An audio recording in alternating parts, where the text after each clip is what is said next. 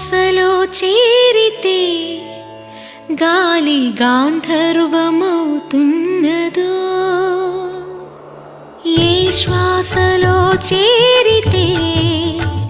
గాలి గాంధర్వమవుతున్నదో, ఏ మోవిపై వాలితే